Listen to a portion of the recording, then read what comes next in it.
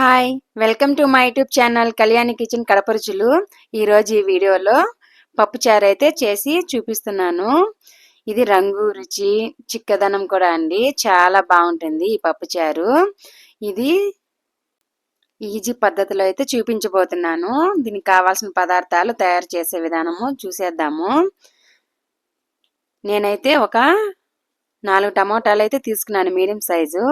1/2 cup కందిపప్పు అండి, ఇది 8 టేబుల్ స్పూన్ల వరకు ఉంటుంది.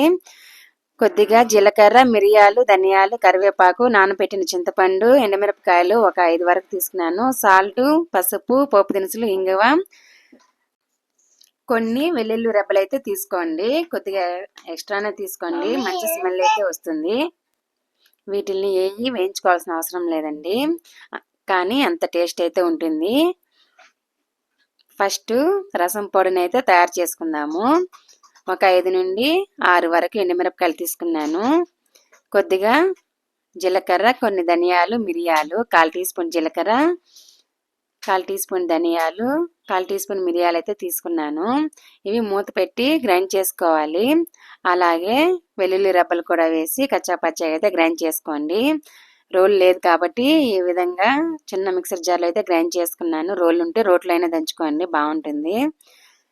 ఒక కుక్కర్ తీసుకొని 8 టేబుల్ స్పూన్ల కందిపప్పుని అయితే వేసి బాగా శుభ్రంగా కడుక్కొని కందిపప్పు మునిగేంత నీళ్ళు వేసి మూత పెట్టి పక్కన పెట్టుకోండి.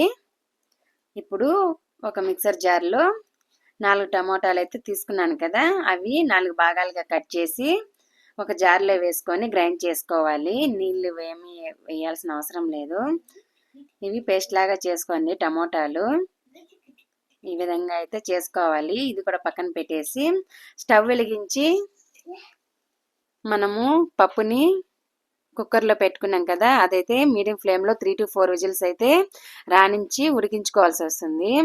విజిల్స్ అయితే వచ్చాయి. ప్రెషర్ అంతా వెళ్ళిపోయిన తర్వాత మూత తీసి అయితే చూపిస్తున్నాను. పప్పు అయితే బాగా ఉడికిపోయింది. మనం పప్పు గుత్తితో కూడా ఎనపాల్సిన అవసరం లేదు, అంత బాగా ఉడికింది. మెత్తగా అయితే ఉడికిపోయింది. ఈ విధంగా గరిటెతోనే అయితే అలా తిప్పేస్తున్నాను. ఇవి ఒక బౌల్లోకి లేదా అలా అయినా పెట్టుకోండి. ఇప్పుడు స్టవ్ వెలిగించి మీరు ఈ చారుని అయితే ఎందులో చేసుకోవాలనుకుంటారో ఆ పాత్ర అయితే పెట్టుకోండి. నేనైతే కడాయి పెట్టుకున్నాను.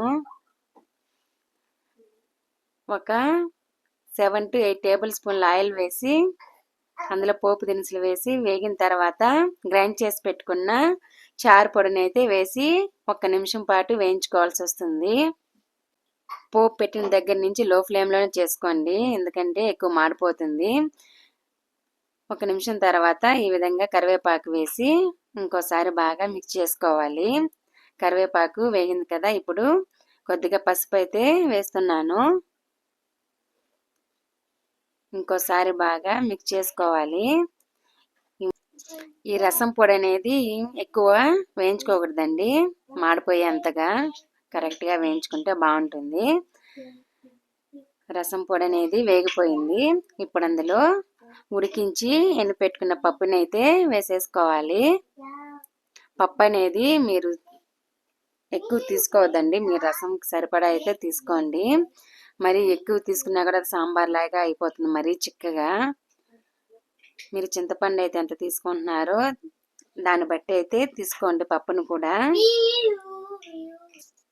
ఇప్పుడు నానబెట్టుకున్న చింతపండు గుజ్జు మొత్తం వేసేసుకోవాలి. గ్రైండ్ చేసి పెట్టుకున్న టమాటో పేస్ట్ మొత్తం వేసేసుకోవాలి. ఇప్పుడు అందులోనే కొద్దిగా నీళ్లు వేసి వేస్ట్ కాకుండా వేస్తున్నాను, 1 గ్లాస్ వరకు. టేస్ట్కి సరిపడా సాల్ట్ వేసి ఒకసారి బాగా మిక్స్ చేసుకోవాలి. ఈ టైంలో మీరు సరిపడా నీళ్లు వేసుకొని పులుపు, ఉప్పు, కారంకి తగినట్టయితే నీళ్లు వేసుకోండి. మరి ఎక్కువ పలుచగా అయితే చేసుకోవద్దు, అలాగని చిక్క కూడా చేసుకోకూడదు. ఈ విధంగా నీళ్లు వేసుకొని కావలసినన్ని నీళ్లు వేసుకొని మిక్స్ చేసుకోవాలి.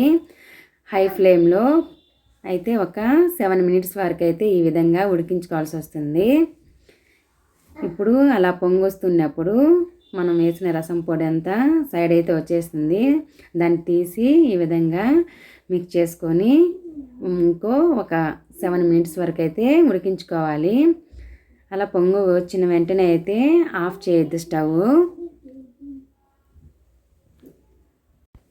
మనకి చారు అనేది కొద్దిగా మరిగితేనే బాగుంటుందండి, టేస్ట్ నిలవ కూడా ఉంటుంది. ఈ విధంగా మొత్తము ఒక 14 to 15 మినిట్స్ వరకు అయితే చారు ఉడికించుకోవాల్సి వస్తుంది.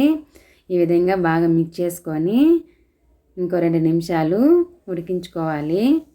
అంతే అండి, అయిపోయింది. ఇంకా ఫైనల్గా కొత్తిమీర వేసుకొని సర్వ్ చేసుకోవడమే. నా దగ్గర కొత్తిమీర అయితే లేదు, అందుకే నేను కరివేపాకు ఎక్కువ వేసాను. కొత్తిమీర లేనప్పుడు కరివేపాకు ఎక్కువ వేసుకోండి, చాలా బాగుంటుంది. గుమగుమలాడే పప్పుచారు రెడీ. ఇంట్లో తప్పకుండా ట్రై చేయండి, నచ్చితే. Thanks for watching, bye.